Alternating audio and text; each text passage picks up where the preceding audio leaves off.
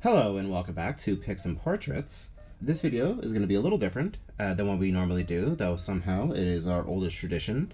This is now our 4th annual TCAF Extravaganza, and for the 3rd year in a row, I am joined by Josephine Norman. Hi. I can't believe it's been 3 years, that's crazy. For those who may be unfamiliar, TCAF, or the Toronto Comic Arts Festival, takes place every May and showcases independent artists selling their work. For more information on its history, you can check out the previous year's videos. Usually, we take a look at some of the books and artists we discover, and we will be doing that in a bit. But first, for the benefit of the people who may be unfamiliar with these types of comics, I want to take a look at them and what they do differently than, say, film or literature. So Josephine, as somebody who makes them, why comics? Oh my god, I feel like that's a question that I ask myself every fucking day. When I'm doing comics, I do a piece of prose and then I edit it down and ask myself, what about this is most effective when it's conveyed visually? And what about this is most effective when it's conveyed through text? That's definitely my favorite thing about comics, the way that they simultaneously visualize and verbalize the way that the author feels, and I guess the way that they experience the world. Yeah, it's also interesting how audiences react to illustrations. What drew me to comics, which then in turn drew me to animation, animation's obviously a huge part of this channel, but was the fact that these are very personal stories. A lot of these are auteur-driven. TCAF was huge in me getting into comics. I came to them through self-publishing. Every year, I find TCAF extremely inspirational. So let's take a look at what we found this year. Sure. So I will go first. Now, these are not going to be comprehensive reviews, just our first impressions of the things that we found. We will, of course, post links in the description to the artist websites as well as their social media.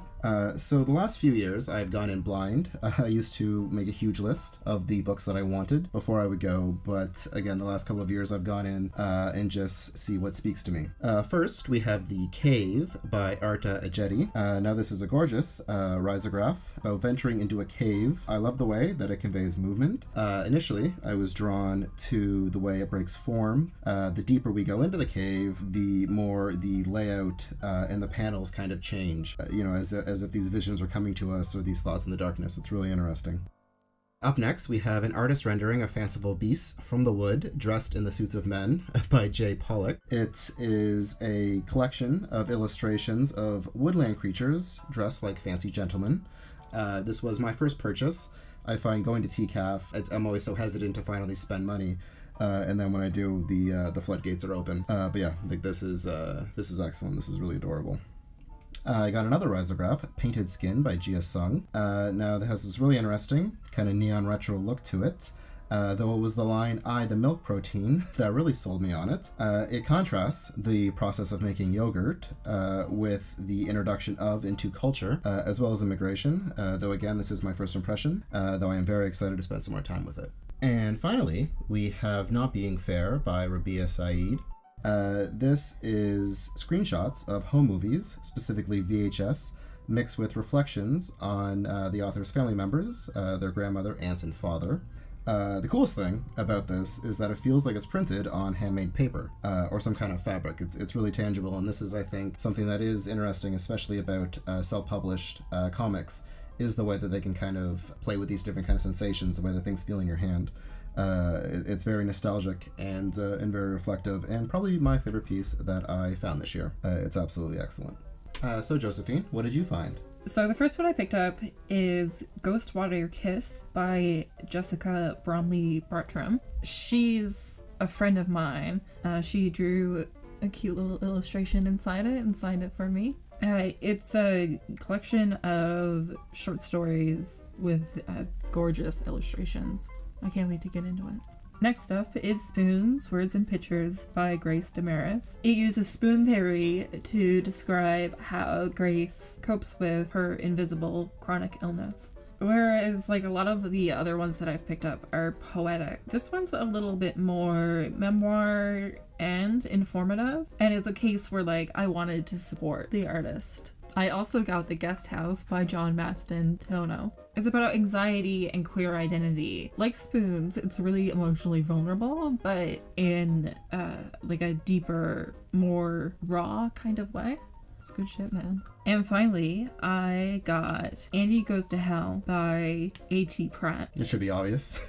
Yeah, it's pretty obvious why I was drawn to it, but it was priced on a sliding scale. This is another case where I really wanted to support the artist, putting the effort in to make your work accessible while also like asserting the value of your work. That's worth supporting. I think that most artists have a range of price points like this. Like a lot of people, like one of the great things about TCAF is that if you only have $1, then you can usually get like a lot of stuff there. And a lot of artists also offer a lot of things for free. I also think it's important to say that the best thing about comics and comics as a genre is that there's such a huge range of selection. So like what we got, we have like informative and expressive and poetic and silly and political and personal. Yeah, and adorable. And like that barely scrapes the surface of what's available there. So that's just about it for this year. I encourage you to support all the artists that we have mentioned. Again, links will be in the description. Even just supporting TCAF or like your local zine festival. It is a free event as well. That's worth mentioning. Josephine, where can people find you? You can find me on Twitter or Instagram at Josephine. Perfect. And if you want to support us, if this is your first time here, by all means, please subscribe. You can support us financially at patreon.com/picsandportraits. I hope you have enjoyed this. Again, support these artists, and thank you so much for watching.